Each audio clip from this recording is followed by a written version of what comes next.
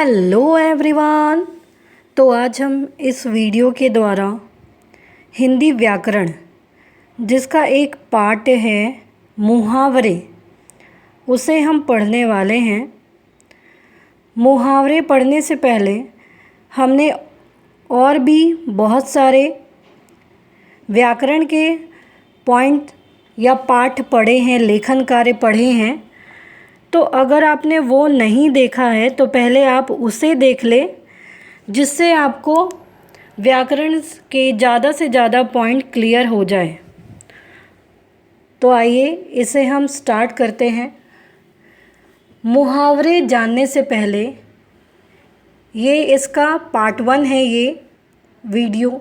इसके बाद इसके पार्ट 2, पार्ट 3 इस तरीके से आपको दिए जाएंगे। मुहावरे स्टार्ट करने से पहले सबसे पहले हमें ये समझना होगा कि मुहावरे का अर्थ क्या होता है। इसके उदाहरण को तो हम देखेंगे ही, लेकिन इसका अर्थ क्या होता है ये भी हमें समझना चाहिए। तो मुहावरा जो एक शब्द है ये अरबी भाषा का है, जिसका मतलब होता है कि अभ्यास होना या किसी चीज़ का आदी होना। जैसे मुहावरे का संक्षिप्त रूप हम देखते हैं कि वाक्यांश शब्द से स्पष्ट है कि मुहावरा संक्षिप्त होता है, परंतु अपने इस संक्षिप्त रूप में ही किसी बड़े विचार या भाव को कैसे ये प्रकट कर देता है।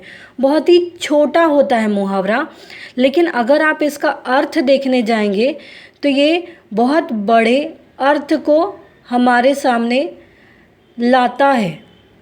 तो इसी कुछ उदाहरणों से आप इसे समझेंगे कि किस प्रकार से एक शब्द बहुत बड़ा अर्थ देता है। जैसे हम कितनी बार पढ़ते हैं कि अंगूठा दिखाना। अंगूठा दिखाना का अर्थ क्या होता है कि मौके पर या वक्त पर किसी इंसान को धोखा दे देना। जैसे परीक्षा में मदद करने के समय मेरा मित्र मुझे अंगूठा दिखा दिया, यानी ऐन मौके पर धोखा दे देना। उसी प्रकार से कुछ उदाहरण हम देखते हैं, और ये हमें ध्यान में रखना है कि एग्ज़ाम में अगर वाक्य पूछा जाए तो हमें वाक्य भी बनाना है। जैसे कुछ उदाहरण हम देखते हैं। फर्स्ट है प12 होना। प12 होना जिसका अर्थ है सब तरफ से लाभ ही लाभ होना। हर तरफ से आपको लाभ ही लाभ होगा। जैसे हाँ, अगर हम इसका वाक्य में प्रयोग करें तो किस प्रकार से होगा। रामलाल को वन रक्षक की नौकरी क्या मिली, जंगल की संपत्ति बेचकर उसके तो प12 हो गए। यानी जब उसको वन की रक्षा के लिए नौकरी मिली तो वो तो क्या किया, जंगल की संपत्ति बेचकर उसको तो लाभ ही लाभ मिलने लगा। सेकंड है कगार पर का वृक्ष होना, जिसका अर्थ होता है कि मृत्यु के निकट होना। अगर हम इसका वाक्य में प्रयोग करते हैं तो विश्वनाथ ने बेटे से कहा, अब तुम अपनी घर गृहस्थी देखो, मेरा क्या, मैं तो अब कगार का वृक्ष पात्र हूँ। कगार का वृक्ष यानी मृत्यु के निकट हूँ, मतलब बहुत जल्द ही मृत्यु होने वाली है। तो कगार पर वृक्ष का होना अर्थात मृत्यु का निकट होना। थर्ड है फूला न समाना।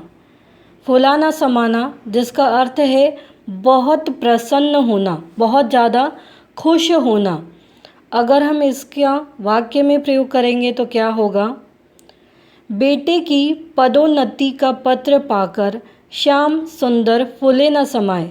बेटे की पदोन्नति, पद उन्नति यानी जब उसको प्रमोशन मिला तो इसका लेटर पाकर, पत्र पाकर जो श्याम सुंदर है वो फूले न समाए। फूले न समाना अर्थात बहुत ज़्यादा प्रसन्न हुए ये बात जानकर। फोर्थ है चलता पुर्जा होना, यानी चालाक व्यक्ति होना। अगर आप किसी को कहते हैं कि ये तो चलता पुर्जा व्यक्ति है, यानी चालाक व्यक्ति है, वाक्य में इसका किस प्रकार से प्रयोग करेंगे कि जतिन देखने में भोला भाला लगता है पर है वह चलता पुर्जा।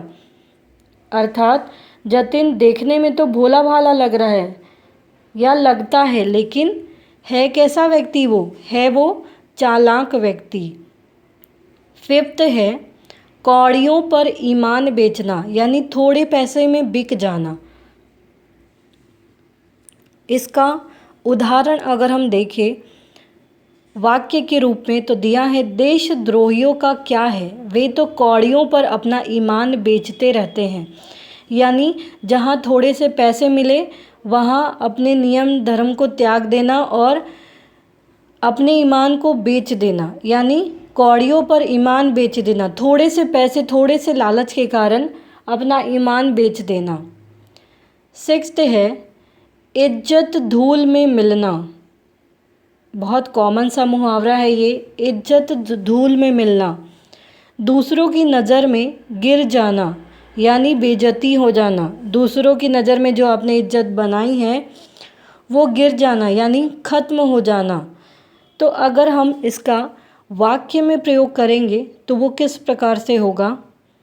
परीक्षा में विद्यार्थियों को खुलेआम नकल कराते जाने पर शिक्षक महोदय की इज्जत धूल में मिल गई। कि परीक्षा में विद्यार्थियों को चीटिंग कराते समय शिक्षक महोदय की इज्जत जो है वो धूल में मिल गई, यानी दूसरे की नज़र में वो गिर गए। क्यों ऐसा? क्योंकि उन्होंने गलत काम कराया छात्रों के द्वारा। नेक्स्ट है 7th नंबर लिखा है नींव हिला देना। नींव हिला देना जिसका अर्थ होता है जड़ या आधार कमज़ोर करना। किसी की नींव हिला देना यानी जड़ या आधार उसका कमज़ोर कर देना। वाक्य में प्रयोग करते हैं, गांधी जी ने सत्याग्रह के बल पर अंग्रेजी साम्राज्य की नींव हिला दी। यानी उनकी जो जड़ें हैं, उनका जो आधार है उसको गांधी जी ने कमज़ोर कर दिया था अपने बल पर, अपने सत्याग्रह के बल पर। किसका? अंग्रेजी साम्राज्य का। तो हमें ध्यान रखना है, जैसे ये नींव हिला देना, इसी का प्रयोग हमें वाक्य में भी करना है, न कि इसके अर्थ का। जैसे जड़ या आधार कमज़ोर करना, इसका प्रयोग नहीं करना है। हमें नींव हिला देना इस का प्रयोग हमें वाक्य में करना है। 8 नंबर में लिखा है मिट्टी में मिल जाना, यानी बर्बाद हो जाना। इसका अगर हम वाक्य में प्रयोग करेंगे तो वो कैसा होगा? इनकम टैक्स विभाग का छापा पड़ने पर सेठ जी की गलत ढंग से की गई सारी कमाई मिट्टी में मिल गई। मिट्टी में मिल जाना अर्थात बर्बाद हो जाना। तो इनकम टैक्स विभाग का जब छापा पड़ा, रेड पड़ा, तो सेठ जी ने जो गलत तरीके से कमाई की थी वो सारी मिट्टी में मिल गई, अर्थात वो सारी कमाई बर्बाद हो गई। 9th नंबर में लिखा है मन का मैल मिटना। मन का मैल मिटना अर्थात किसी के प्रति मन में बनी गलत धारणा मिटना। आपके मन में किसी के प्रति गलत धारणा होगी तो वो मिट जाना, ख़त्म हो जाना। वाक्य में प्रयोग करेंगे इसका, जब मुनीम जी ने सेठ जी के सामने एक एक पैसे का हिसाब रख दिया तो मुनीम जी के प्रति सेठ जी के मन का मैल मिट गया। अर्थात मुनीम जी ने सेठ जी के सामने जब एक एक हिसाब सामने रख दिया तो सेठ जी को जो शक था, जो उनके मन में गलत धारणा बनी हुई थी मुनीम जी के प्रति, वो सारी धारणा मिट गई, गलतफहमी मिट गई। 10th नंबर लिखा है निगाह में बांध लेना, यानी निगाह में हमेशा के लिए उस व्यक्ति को याद रखना या सदा याद रखना। वाक्य में इसका किस प्रकार से प्रयोग करेंगे? किसान ने कृषि अधिकारी द्वारा गेहूं की अच्छी उपज करने के बारे में बताई गई बातें निगाह में बांध ली, यानी याद कर ली।